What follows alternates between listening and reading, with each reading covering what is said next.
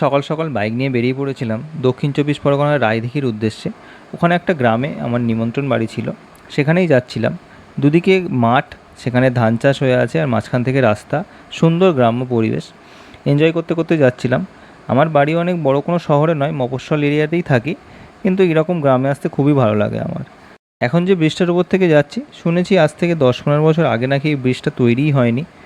তখন না জানি মানুষের এখানে জীবনযাত্রা কেমন ছিল। এরপর নিমন্ত্রণ বাড়িতে পৌঁছে গ্রামের দিকটা ভালো করে ঘুরে দেখছিলাম। চারিদিকে ধান চাষ হয়ে আছে, মাঝে এরকম গরু বাঁধা আছে।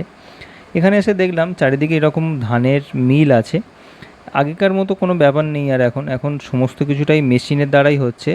এখানে ধান দিয়ে দিচ্ছে, ধান থেকে অটোমেটিক চাল হয়ে বেরিয়ে আসছে, এবং ধানের যে খোলা বা ছিবড়ে যেটা থাকছে সেটা ওদিকে স্টোর হয়ে যাচ্ছে। এরপরে এর পাশেই ছিল একটা আখের ক্ষেত। সেখান থেকে 30 টাকা দিয়ে একটা আখ কিনে দাঁত দিয়ে এইভাবে ছাড়িয়ে খেলাম।